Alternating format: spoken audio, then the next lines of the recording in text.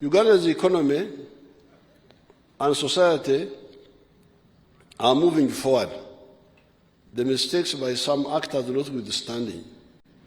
The foreigners interfering in our internal affairs are not a threat at all. There is no foreigner who can threaten us. No foreigner can threaten us. I have written a piece I will share with the Ugandans on that. The real threat to Africa's progress have been internal weaknesses, such as undermining the private sector. I mean, 1972 when he expelled the Indians, and MUSEVENI, 1970 when he announced the Nachivu announcements, interfering with the private sector. Wrong concept of army building, sectarianism, corruption, etc.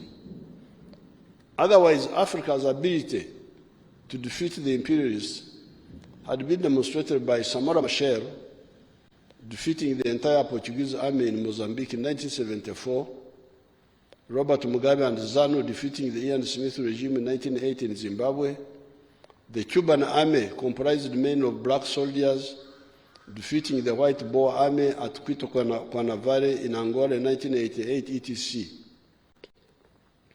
So our armies defeated European armies in the 1970s.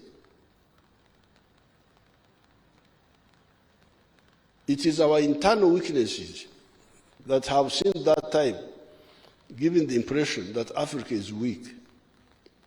NRM has correct philosophical, private sector-led efforts, ideological, the politics of interest and not identity, and sectarianism, and strategic wealth creators and integration to create markets for their products, positions. That is why the economy is growing in spite of the betrayal by the parasites. With the crushing of the corruption, Uganda, given our overall correct positions, is unstoppable. Everything else is in place. What is the problem now is just corruption. In the budget speech, I will add some more information on this line, saying that everything else is in place now. It is only corruption and a few other mistakes that can sabotage what we are doing. Therefore, the Right Honourable Speaker, I thank the Parliament for the following laws you passed since the State of the Nation address. Those laws are put in Annex 1. I put it as Annex 1 in this speech. In the coming year, the Executive will present the following bills to Parliament for enactment into law. I attached them as Annex 2. They will be attached to the speech. Finally, I want to salute the Speaker, the Deputy Speaker, and the NRM MPs. In the past, there was a risky and shallow tendency by some actors that would try to use Parliament to undermine the Ugandan revolution, which is part of the African revolution. This, of course, was a miscalculation that was provocative, but we managed to handle it peacefully. Right Honourable Speaker and your team, I congratulate you for working harmoniously with the Executive. I'm told some of the foreigners are saying that Anita Among, because he doesn't undermine the Executive, she's not a good speaker because she should be Okulemesa, government.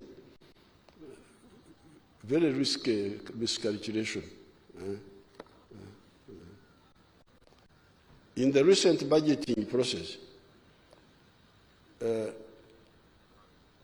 Honourable Speaker, I congratulate you for working harmoniously with the Executive. I also want to salute the judiciary.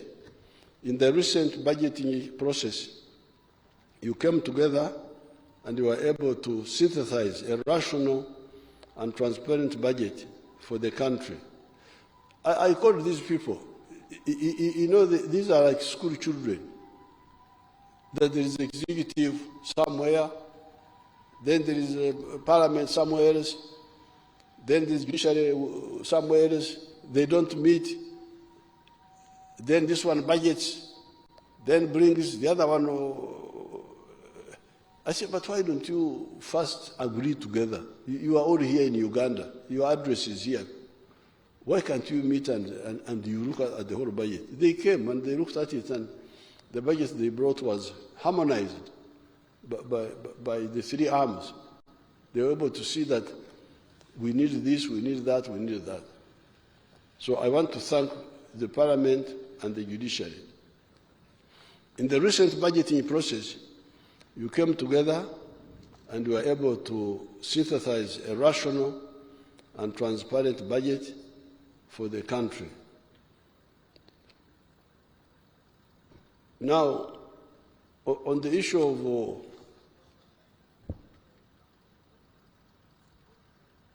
the corruption,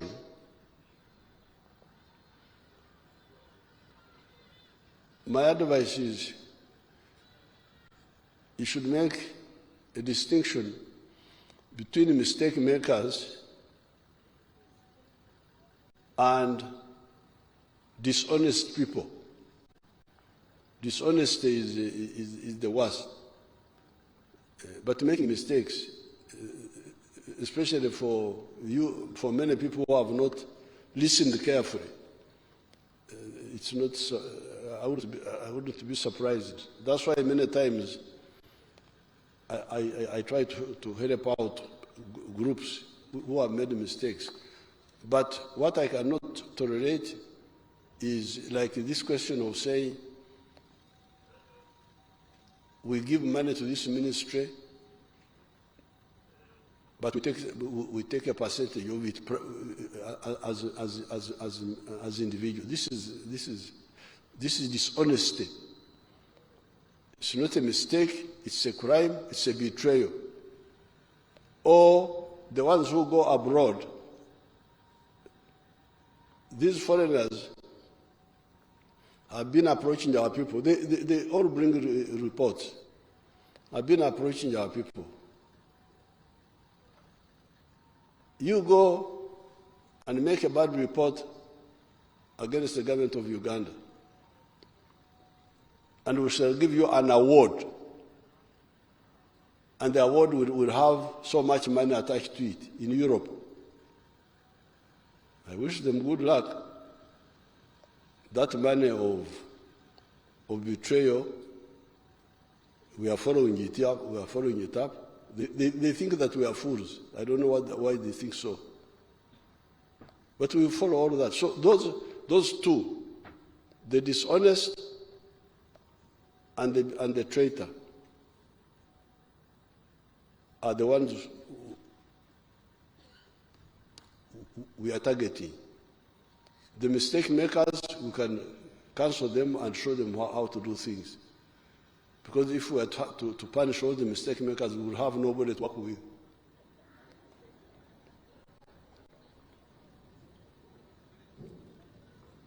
Because they don't know what to do. They don't listen. There are so many languages. This one is saying that. This one is saying that. So dishonest, foreign agent, mistake maker. Those are three people who need to be handled differently.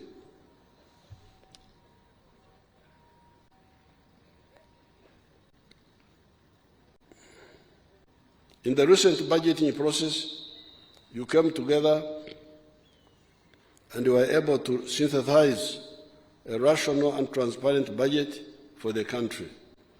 I want to end by congratulating the UPDF, the Uganda Police Force, the intelligence services, and the prison services for guarding the 3 million pilgrims that were at Namgongo recently.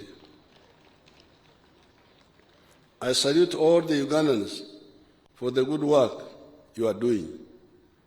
Madam Speaker, it is my pleasure to declare the 4th session of the 11th Parliament open. I thank you very much and hope that the coming session will be fruitful. God bless Uganda. God bless Africa. Apoyo Matek. Thank you so much, Your Excellency.